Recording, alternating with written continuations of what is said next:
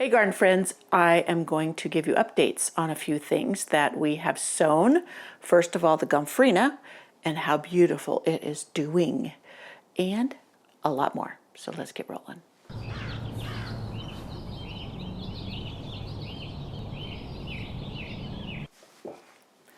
Yeah, I was pleasantly surprised. Last week I soaked the Gomphrena seeds between coffee filters, moistened coffee filters for 2 days. And then I shared with you me potting them up into soil. And I want you to see what they look like now. They are just going crazy. I have better than 80% germination.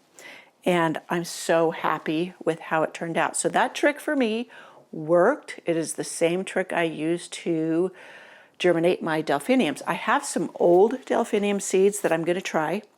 Now delphinium, they germinate better if it's fresh, but these are at least a year old. So we'll see. You never know. All I can do, I'm going to throw them out anyways, so I can try to germinate them. If it doesn't work, then nothing lost. So yeah, I am super thrilled. Now I have these out here to show you, but they are going to go back into the house. This is my Gumphrena. I had the mix, and then I had the Lavender Lady, I think it's called. Yeah, I showed you on the video. I think I took the packages inside. But yes, beautiful. And I'm going to, well, I guess it depends on how many I have. I was going to say I was going to germinate some more.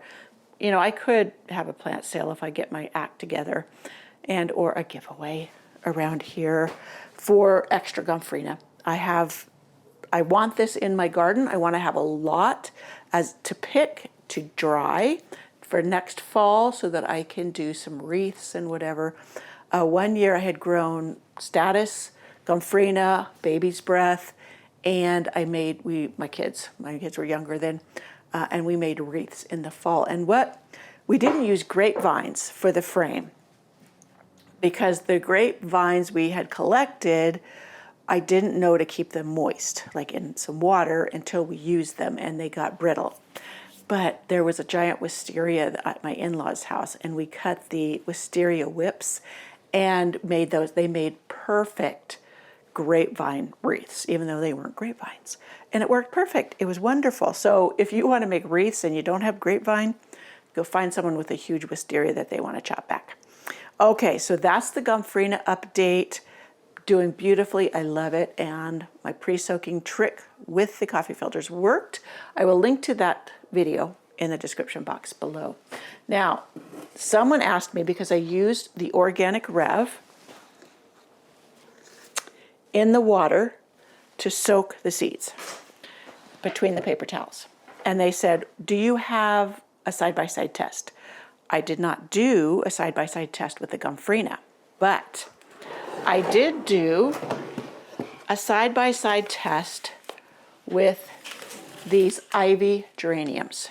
Do you see the two?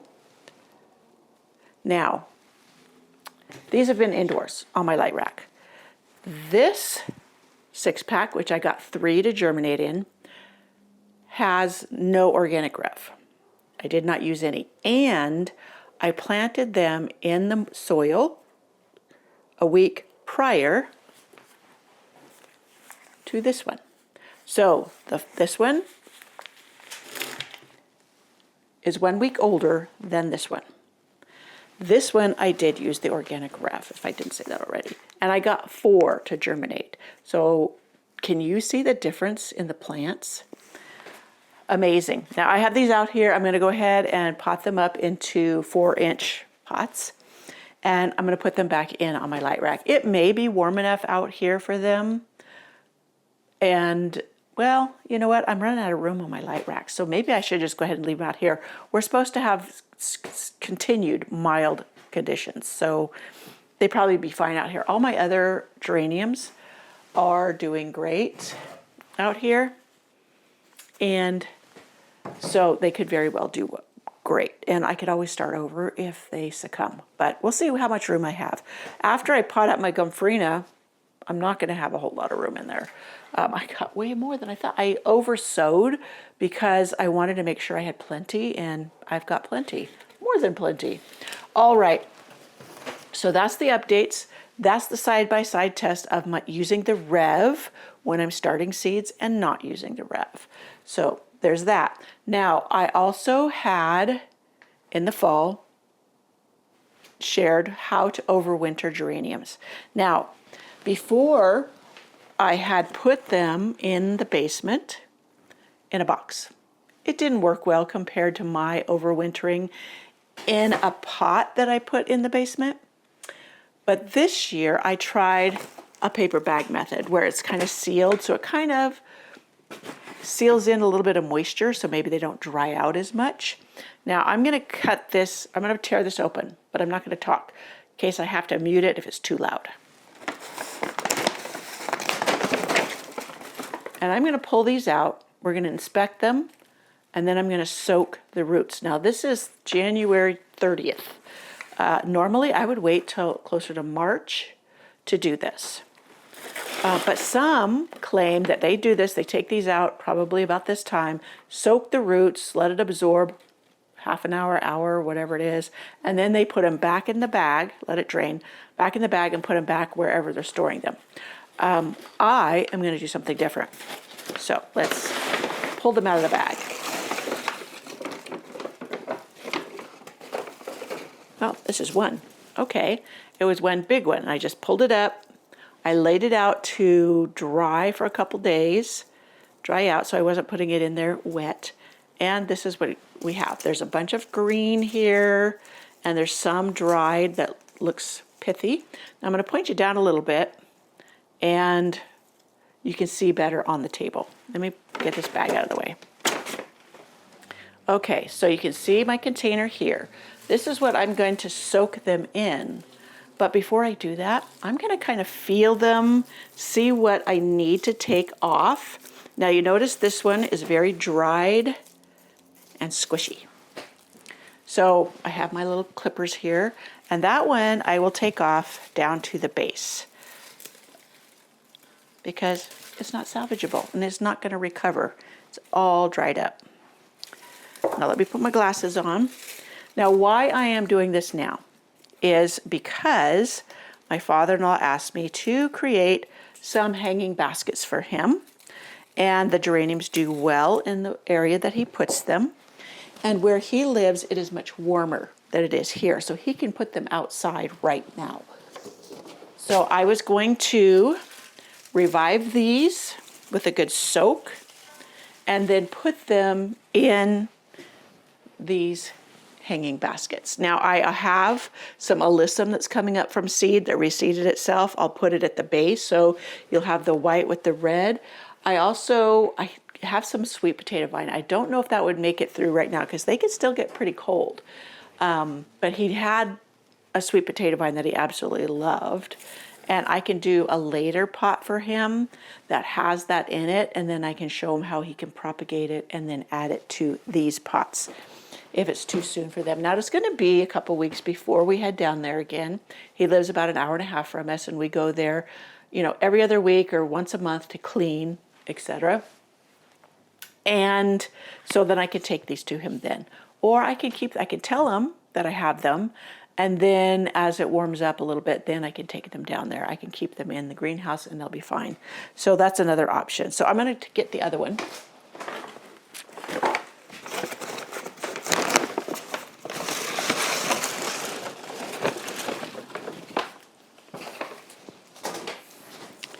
And this one too. There's still a lot of green on them, so that's great. I'm just going to go through and clean them up, and we'll pot them up. So let me clean these up. Now I'm not going to cut these ones very far back. I might give them a little bit of a trim because they'll get huge for him. And so, but I'm just going to first of all go through and get rid of anything that looks like it's not doing well. And I probably, some of these greener ones, I probably could go ahead and try to root them. But I have plenty of, these are the dark red. I'll show you in a minute the red one. Oh, let me get it right now. I'll forget.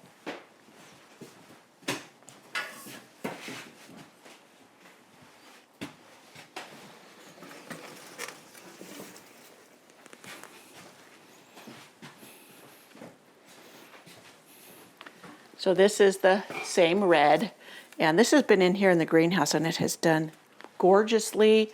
We've had a mild winter, so therefore that's why they've done so well for me in this greenhouse, because it is not heated. It gets warm in here when the sun hits, but when it doesn't, it gets very cold, and at night it can dip down into the 30s. I even had one morning it was 28 in here, but the geraniums did fine. So this is the color that's going to be in the hanging baskets for him, and I know he will love it. So, and I think with the white alyssum, don't you think that would be really gorgeous in the hanging pots? Okay, I'm going to put this back. I can finish grooming it later.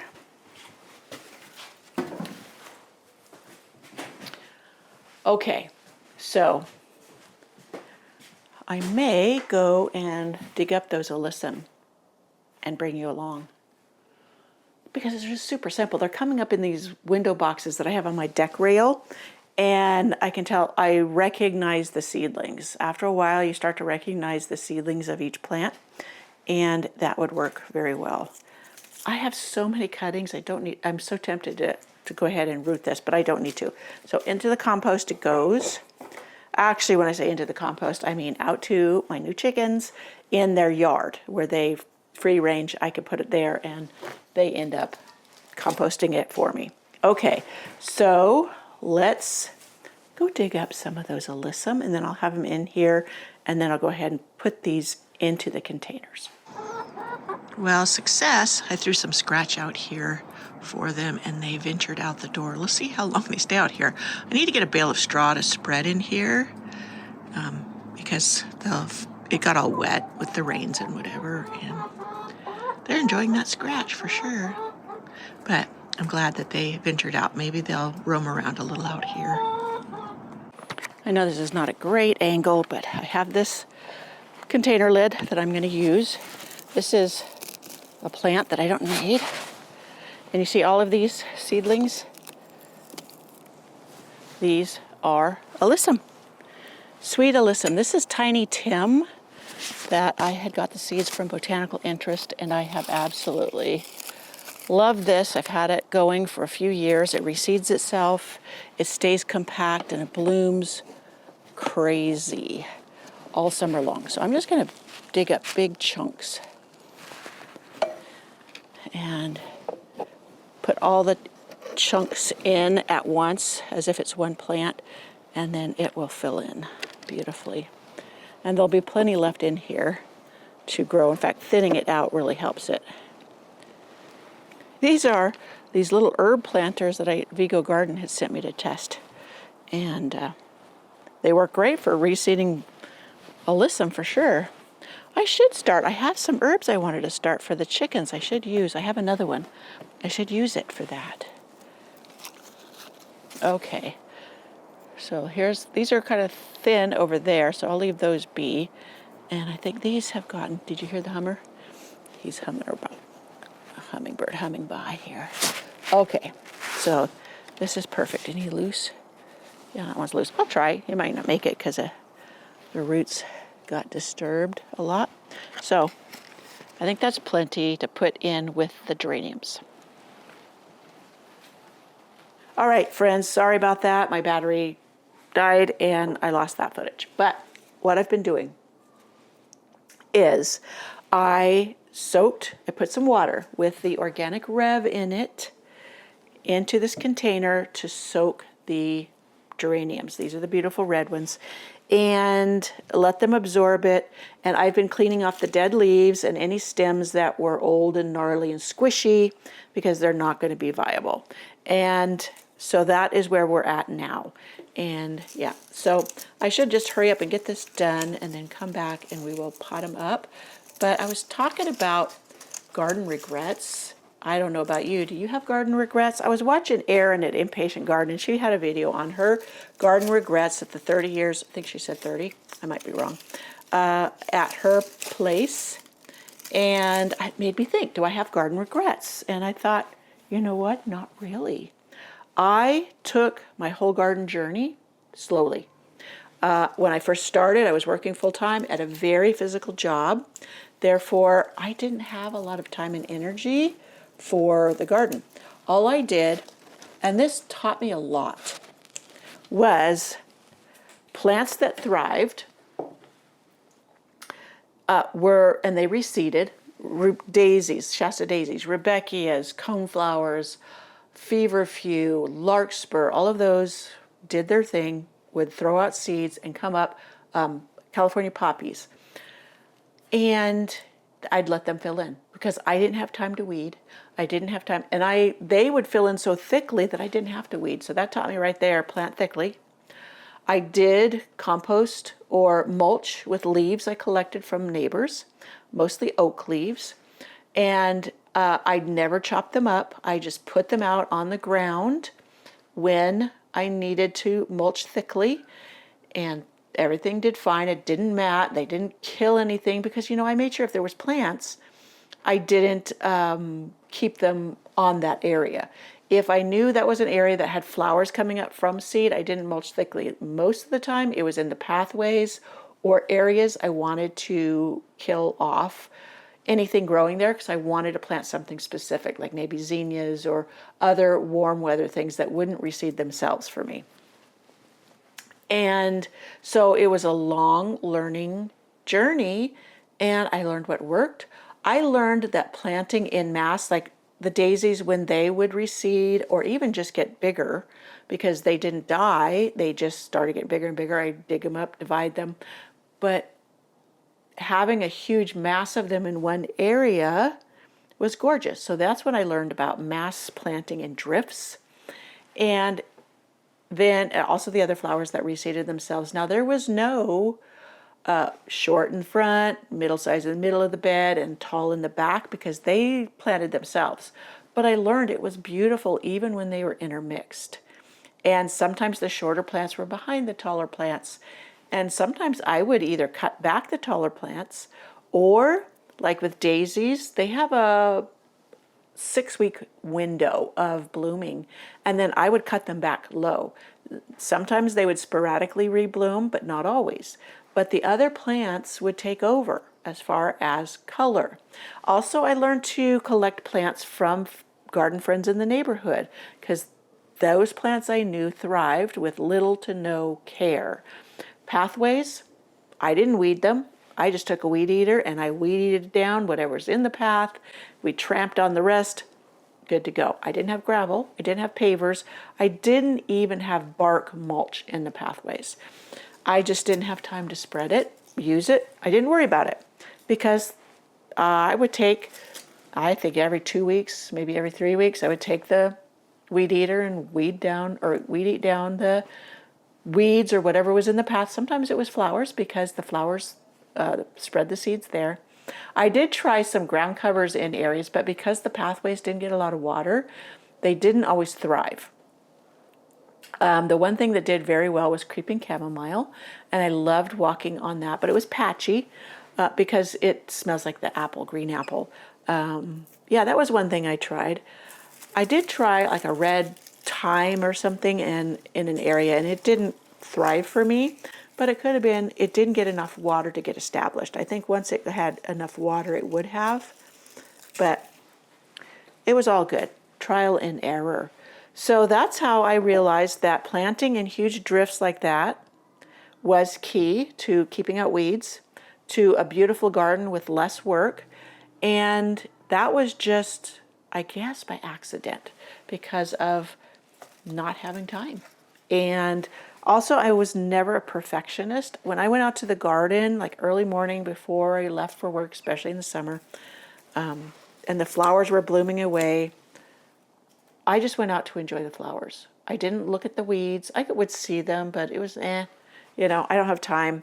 I'm just going to enjoy the flowers. And the flowers would overcome the weeds because they were thriving and they were, I don't know that daisies and rudbeckias are native in this particular area, but they did so well.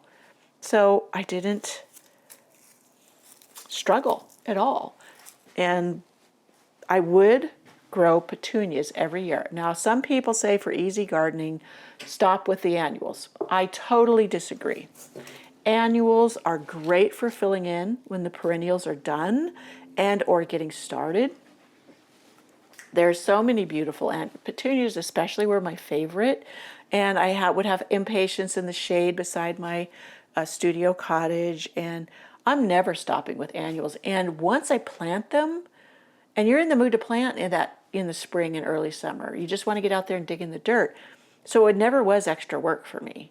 And everything, once I got my drip irrigation set up, everything, annuals are no more work than many perennials, because with my petunias, I love the wave petunias, and they didn't need deadheading. Sometimes if they were in the ground, sometimes in the hanging baskets, I'd trim them up a little bit to refresh them, but they just keep on trucking. And so they were less work once planted than most of my perennials, like my daisies, rudbeckias, the coneflower. They all need to be deadheaded periodically to keep them blooming. So I don't know where people get this idea that the annuals are so much more work. I really don't. I haven't experienced that. So I don't know if they count the planting as part of it, but like I said, you're in the mood to get out and plant anyways. And they're so beautiful that they're worth it. So anyways, going back to Erin's video, there's really no regrets. Now she said something about her making her lawn edging very curvy or tight curves instead of one big swoop, and it seemed busy and stuff. I don't have a lawn, so and many times I never even had edging in my borders because, like I said, I didn't have time. I tried to bring in rocks, and sometimes I'd throw some driftwood in. I like the driftwood. That worked really well as an edging, but it was alongside the road to kind of define where it ended and the road gravel started. And I thought, you don't really need edging. Now, some people will say it elevates your garden design to have a crisp, solid edge. And it does make it look tidier, but I love Middle Sized Garden. Alexandra at Middle Sized Garden. She has some awesome videos, and I learned so much. But she was talking about low maintenance gardens with different gardeners, designers, etc. And they have started embracing, number one, bullies, plant bullies. Kind of like ground covers that really take over, and different plants in their garden that just want to take over. So they've embraced those, so it fills in huge areas where weeds can't get in there. And then the one gal said she stopped with defined edges. Plants flop into the pathway or all of that, and she loves the softness that brings. And I'm like, perfect, that's me. That's no wonder I consider my garden so low maintenance. I did buy the metal edging. I thought, everybody says to tighten it up or neaten it up, and I've not even put it in yet. Now, that was not cheap stuff. And so, yeah, I didn't want to have to buy more, and I didn't know exactly where to put it because you kind of put it in there halfway and not have it finished. So I was thinking of putting it right in front of the area between this greenhouse and the other greenhouse. And it's a very short area, so it'll probably be perfect there for defining an edge. And I might go for that. But so everything in that video, I thought that's why my garden isn't so much work. And I get a lot of visitors and they're like, man, this must take you a lot of time. And I'm thinking, no, I don't have time. Or they say, oh, it was so much work. And no, when I'm out there, it's because I want to enjoy it. I may take clippers and clip off a few flowers, all that kind of stuff. But I can't say that I work that much in it that it's a burden at any time. Sometimes you get burnout, or you think you're behind, or you get stuck in the trap of comparing with others and you think your garden should match theirs. And maybe they have help. A lot of the big garden YouTubers, they have help, and that's wonderful for them. And they do their videos, but they've got people maintaining their acreage or working for them to do whatever, and so it does look beautiful, but it's not them doing it all. So keep that in mind if you start comparing and you think, man, mine doesn't look as good, or I wish mine was like that. Now, big gardens are a lot of work because they do kind of get away from you. I'm happy to have a small garden. Sometimes I wish I had a little more space for some vegetable garden, but this year I am going to put tomatoes and stuff out in the flower garden and just integrate it. That's a cottage garden, right? So yeah, do you have any garden regrets? I don't know, some people say I regret planting that wisteria. And, you know, if you like wisteria, but you don't want the bully kind, there are American native. There's one that's called American wisteria, and then there's one called Kentucky. I think it's Kentucky wisteria. And they are native to the U.S., and they are more tame. They do not become a big bully that you have to worry about them if you ever moved, the new owners letting them get out of hand, because in many, many areas, the Chinese and the Japanese wisteria are invasive and can be just a nightmare. Now, I had my in-laws, when I lived down in the valley, they had one, and it would just get crazy. And my father-in-law, he would just go and whack the whole thing down to about this tall. That trunk of that was like this big. And that's how he kept it in line. And it would grow back. Now, my mother-in-law also had one growing up a frame like a tree. It was in the middle of the yard, so it wasn't anywhere out, and it didn't send out suckers anywhere. But it also was in the circle it was a circle of dirt. It's surrounded by concrete. So, but she had it growing up this, and it was beautiful because the blooms would hang down. It was about this tall, so she kept it pretty short, but it was lovely. And so if you did something like that, you could get away with it as far as it not being a monster.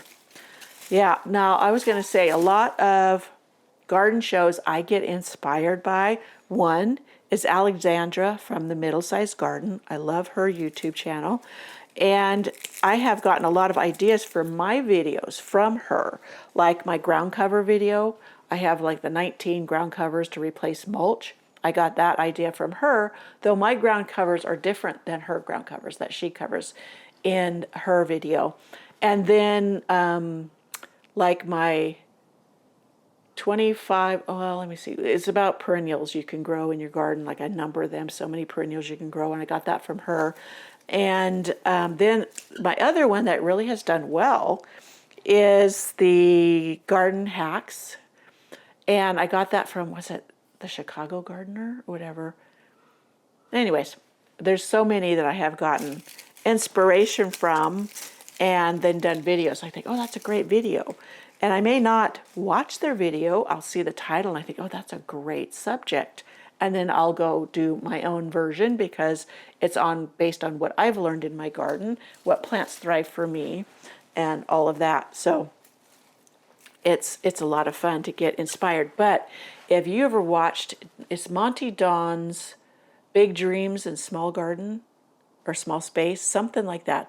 There's a YouTube channel called Sprouts Garden. I will put a link in the description box below. And that show, I had watched it on another channel a long time ago, years ago, and loved it because it's these small spaces and they turn them into these beautiful but practical gardens, and the homeowners do the work and over time, and it's quite inspiring. And another one that is, I saw it was on that channel too. I had watched it on another channel, like Indoor Outdoor or Inside Out or something, and it was with what is it called? Charlie Dim something. Oh my goodness, why can't I remember her name? Anyways, it was a gardening show. I'm blanking on the name right now. Absolutely love it because they do take normal people's yards, which seem very small, and they design these beautiful gardens. Two designers go head to head. The owners will pick the design they love, and it's been on for several years.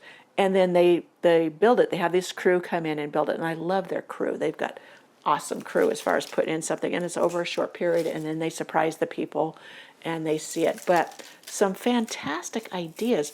And what I love about it is because it is a very small space. So it's like you and me, we have an average size plot of land that surround our little homes. And it gives you such fantastic ideas of what can be accomplished in a very small area with a little ingenuity. Now, they have people that work for them and build things like decks and put in pavers and all of that, but it is fun to get super duper good ideas of what can be done.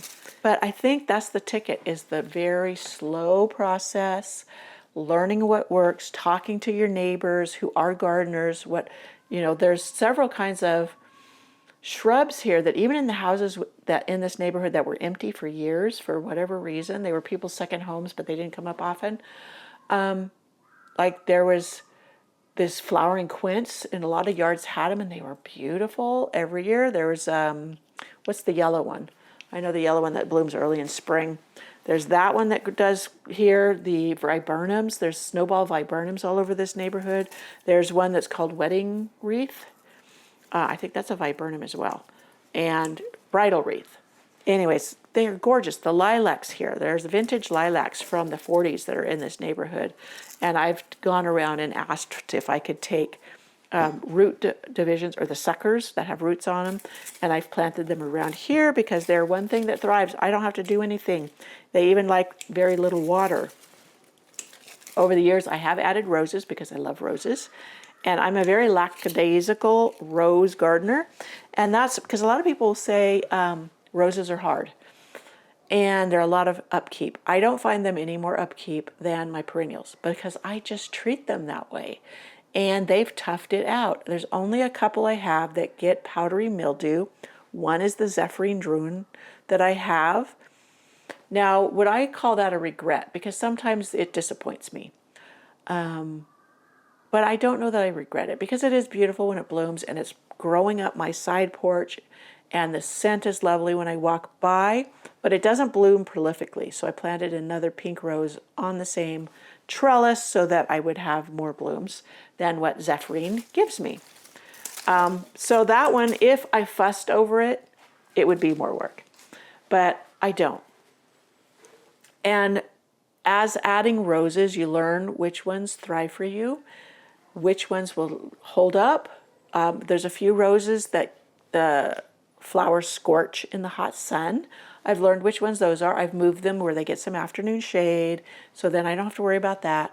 And with the roses, I always get own root because I learned that grafted roses here, when we have freezes, they don't live. So I lost lots of David Austin roses. I counted up one time and it was 70 David Austin roses. I lost one October. And yeah, so I only get own root because if they do freeze to the ground, they will come back from the root and you don't lose the entire plant. The others that are grafted, if that dies down to that graft, they will not come back. True, they'll come back as Dr. Huey, and that's not the rose I wanted. So yeah, so roses, I was encouraged to grow roses here because I saw many of the homes here that were abandoned. The roses grew, they bloomed with no care. And I always wondered why people said roses are difficult. And that's because they pamper them, they spray them, they don't like a little black spot, whatever. You know, I'll tell you, I am super lazy with rose care. I do not spray. I don't spray pesticides. I don't spray for mildew. I did try a video, and I did a video on using the diluted milk for powdery mildew, and it did work. I didn't like the spots it left on the leaves, and I was like, you know, whatever. But I was watching Alexandra at Middle Size Garden, and she was showing how her rose care. She does exactly what I do. When I go through and I deadhead or I chop back a limb, I chop, chop, chop, chop in little pieces and let it drop to the ground. People will tell you not to do that. Clean up everything, prevent disease. I've never had an issue, ever. And so that just wasn't something I needed to do. So sometimes there's rules instead of principles. And I follow principles. If I had found that I had issues with disease or whatever, maybe I would haul it off and burn it or make sure it didn't stay around. But number one, I'm a lazy gardener. And so if it's not going to hold its own, forget, you're out of here. And yeah, we had looked at property. Now, this has been several years ago. And it was an old home. It even had the glass was like the wavy glass. And it had been abandoned for years. And it was on I wish I could have had that property. It was beautiful. Probably would have gardened myself into the ground. But there were roses along the fence line. And this was summer. It was a hot summer day. It had been dry for months. Those roses were blooming. Nobody cares for them. Nobody waters them in the summer. Nobody sprays them. They were blooming and they were beautiful. And I'm like, I don't know who's telling people roses are hard, but we do live in an arid climate, but yeah, nobody even fertilized them. So it was amazing. Now, of course, they had been well established. I have found that they don't even require as much water as many people think, because I have 4 roses on my back hillside by the back lane. And they wouldn't get watered all summer. I plopped them back there because I didn't have room in my garden at the time. It was being revamped. And I thought I had to get them in the ground. So I put it back there. They took, and I mean, when I mean took, I mean, I wanted to put them back in my garden up here because they're kind of down a hill. I have to go back down the lane to see them. They grew 6 feet tall, and I could not dig them up. They had gone so deep because of not getting water. They kept going down further, trying to find water, and now they just thrive. And they bloom better than the roses in my garden. They get more water and they get fed. So who's to say what, you learn from experience. And yeah, but I was very gratified to see Alexandra going, yeah, chop, chop, chop, threw it in the ground. Yep, chop and drop, even with the roses. So yeah, try to lighten up about your gardening. And try not to be so precise or follow these rules that people lay down. I was just watching another video and it was Alexandra. She was talking to a garden designer. I think it was Jamie Butterworth. I really like his idea. I'll share that one in a minute. And it was talking about following garden principles and not making rules, because everybody's circumstances are different. And if you have a set of principles, you can stay within the guidelines, but there are no hard and fast rules. And that's what makes gardening hard, is laying down rules and saying you have to follow those specific rules. Always when I see a rule for a plant or whatever, I ask why. Why does that need to be done that way? And when you go and search the why, then you can see where you can fudge it a little bit. And I learned that with pruning roses.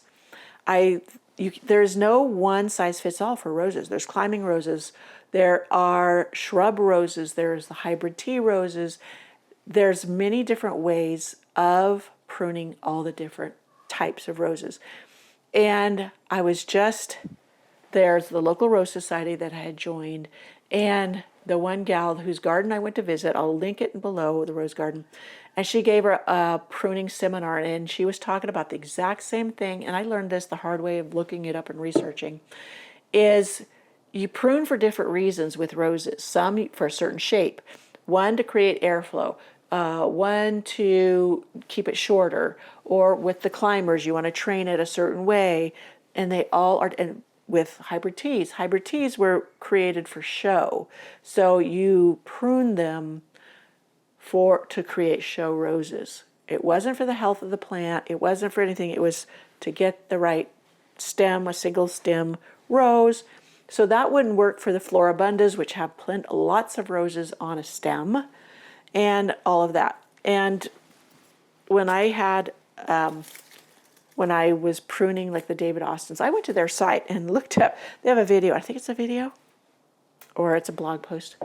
And they talked about, they have a hedge of the Queen of Sweden roses. And it's a long hedge. And do you know how they prune it? They take the hedge pruners and they just mow it down. And there's no picking, cutting at an angle, a stem, or cutting down to a certain leaf node, or an outward facing nothing. They just mow it down with those hedge trimmers. And I thought, so much for all these pruning rules you have to follow. So practice, experiment, find what works for you in your garden. Okay, I need to stop being so picky with this. I'm going to go ahead and pot these up. Hopefully I haven't run this too long. But here's one of the hanging pots. And this is perfect size. I have some potting soil over here. I'm going to grab some. This is the organic choice that I got from Costco. Someone asked me to use it and let them know how it works. This is the first time I'm using it. So I'm going to go grab some. I'll be right back.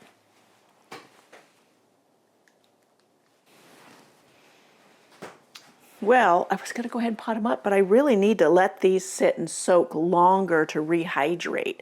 So I'm going to have to come back for this. Now, I am going to go ahead, and these will be fine out here because this is very moist, and this is the alyssum I dug up. So I'm just going to take my other plants that need to go back into the house, back in, and we'll come back and finish this up. And I hope I didn't get too long-winded here, but yeah, I'm going to fill up the other one. I got this halfway full, so that when I put these in, then I can fill it up around the roots and whatever. And I'll probably trim some of the roots. That won't hurt it at all. So I hope we'll get this done tomorrow. All right, back to the task at hand, which was potting up these geraniums into these containers. It's been a couple days, and I really need to get on this because this poor alyssum is suffering. So let's get rolling. These have soaked, so they're well hydrated. I may clip back some of, let me see if my clippers are here. They're not. Let me see what I did with them.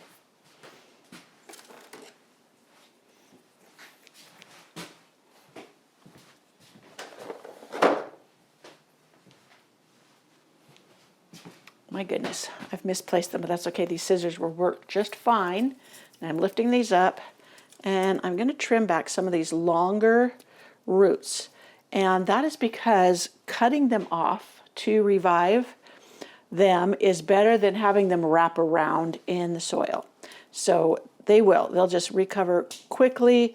It doesn't hurt them at all to have them snipped off a little bit. Actually, it does a lot of good when they put out fresh roots, which are even better than the old roots. Okay, so I'm gonna thread this through here so that the stems are kind of evenly placed between the three sections. 1, 2, yeah, 3.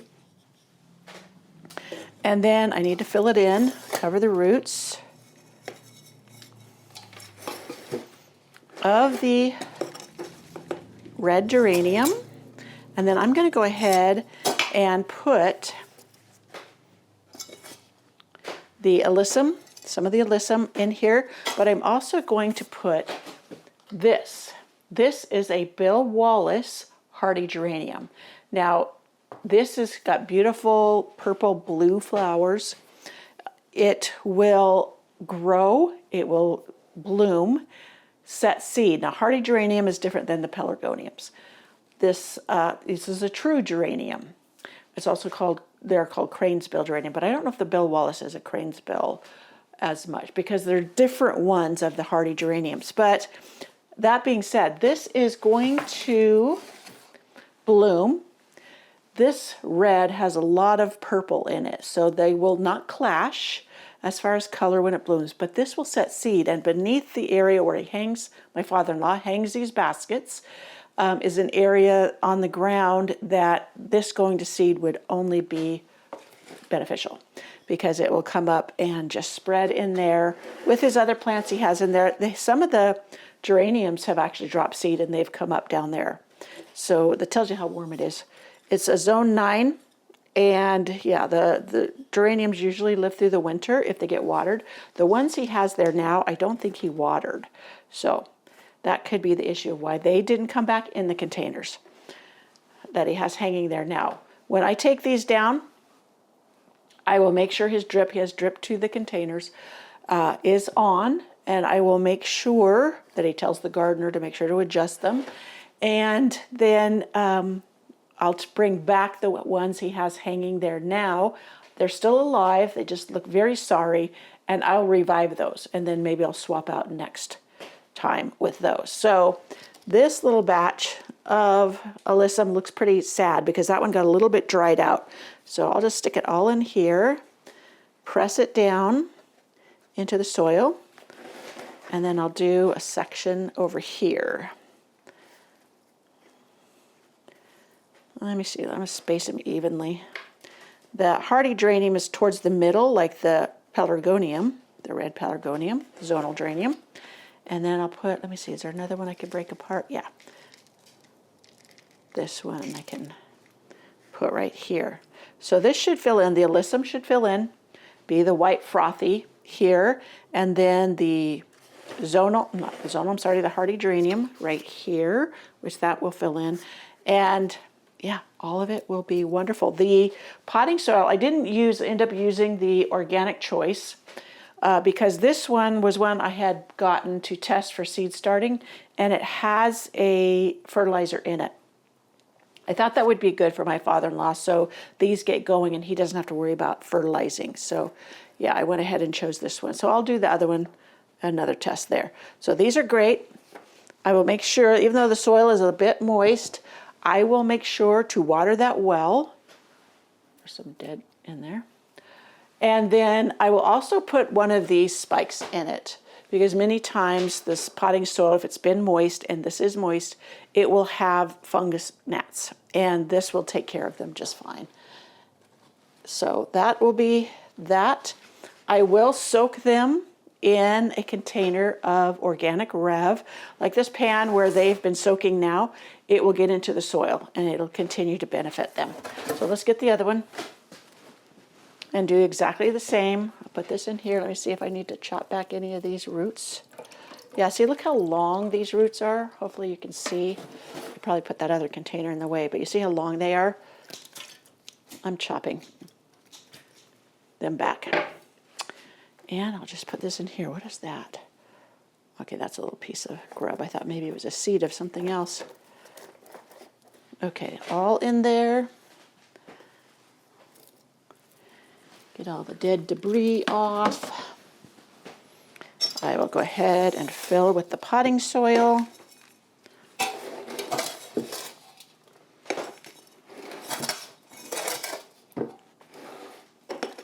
Yeah, the Bill Wallace hardy geranium, I got that at, it used to be called Annie's Annuals, and now it's called Curious Flora.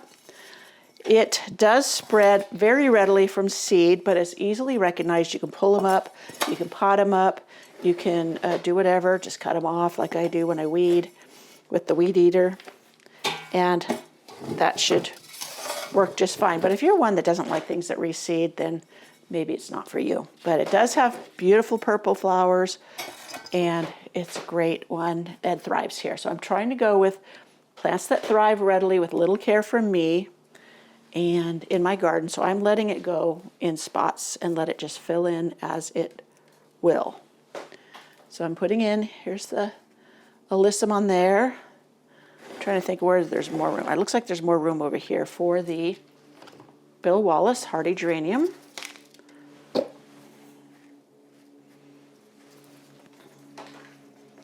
Perfect. And I'll put this alyssum right, okay, there's that one alyssum. Put one right over here. I'm trying to space them out a little bit as even as possible. Another little piece right there.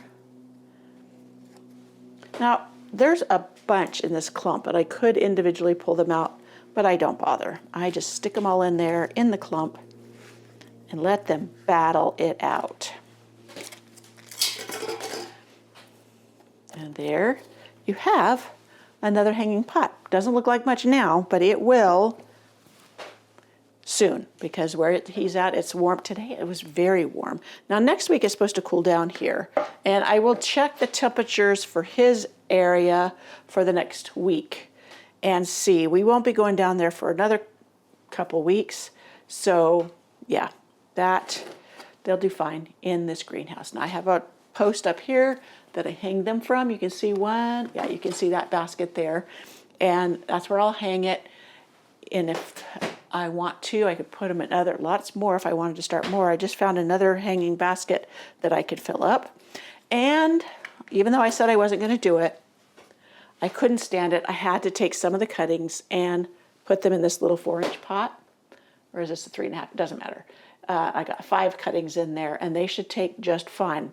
You don't have to use rooting hormone with pelargoniums. They just root so easily.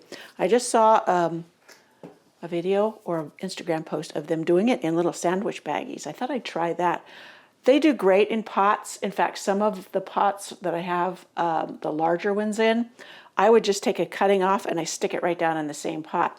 Number one, that I know what color it is. I don't have to mark on the pot.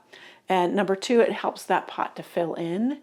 and look lusher. So when these take off and root, they'll easily, I could see the roots in the underneath quite easily. I have rooted some in these, which then you can see the roots, and that's worked too. So you have plenty of options, and this is just so easy. For me, it is easier to root geraniums in soil than it is in water, only because, yes, the water, they do create roots, but when you transplant them to the soil, the roots are not toughened up yet for soil, so they have to take time to adjust.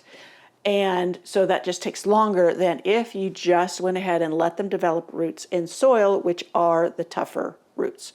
Again, water roots are not as tough as soil roots. And if you start things in water and then transplant them to soil, they have to adjust. So there's that.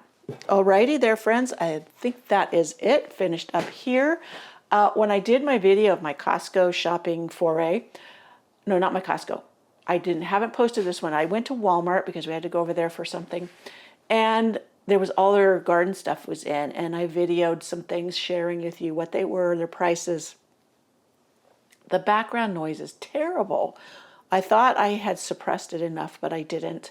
And so I don't know if I'm going to voice over or just let you suffer through the background noise.